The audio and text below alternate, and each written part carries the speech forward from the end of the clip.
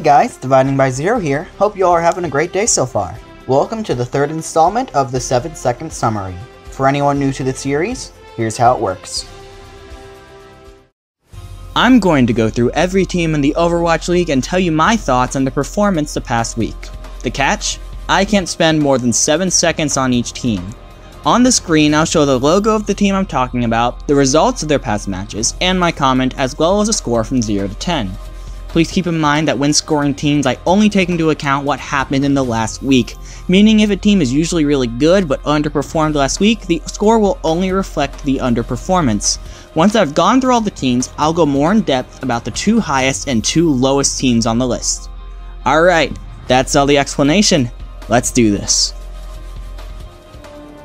You're the team to beat? You finally drove Effect insane. You defended your title of second worst for one more stage. All you gotta do is win out. You won Oasis! It only took 5 tries. And you lost LA. You will now be known as the team that lost to London on Oasis. They keep coming through in the clutch. The schedule was rough this week. I don't blame you. Do better. Are you finally living up to your potential? Gives up maps to Shanghai. Thinks they're the best team.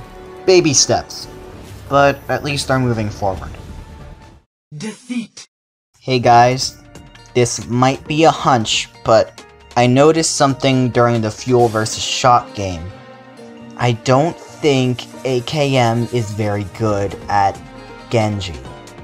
As expected, axing both Kai and Rascal at this point in the season has somehow thrown this team to more disarray. They put all their chips, get it, into OGE coming in and being able to fix everything. And while he's a good player, he hasn't been able to turn this team around like they had hoped. The entire team really is underperforming and has left us all wondering what could have been, as we know how talented these guys can be. If you watched my last video, you know it's gotten to the point where Effect is experiencing from major burnout. Who wouldn't in his situation? I hope this dude gets some rest. He deserves it. Victory. After months of getting this team's potential shoved down my throat, it feels like we're finally starting to see results. The team looked great this week against the Fuel and the Fusion. It didn't matter what combination of Sinatra, Architect, and Dante was in the game, they always worked really well together.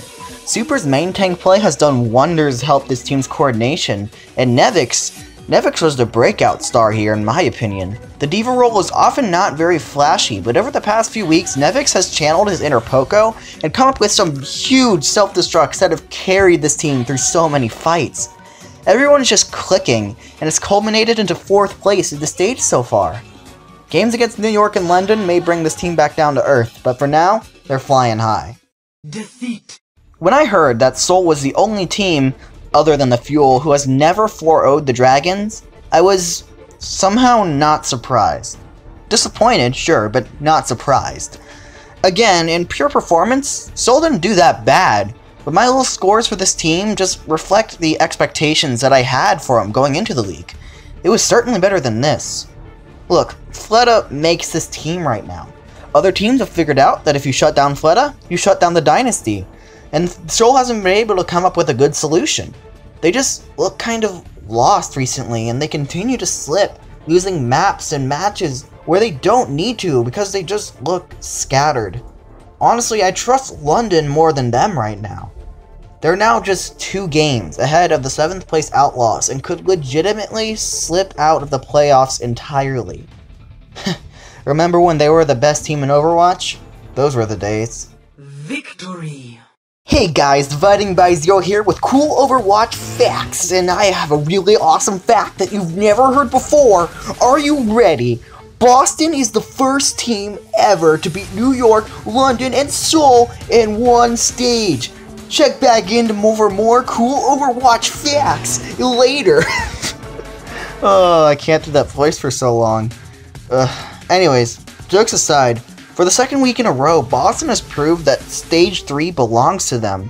They're the last team undefeated in Stage 3 and have a really good chance to be the first to go undefeated through a whole stage, which is just awesome.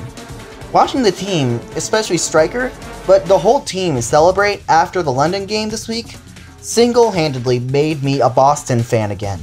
This isn't just a team, it's really a family, and that's why they work so well together.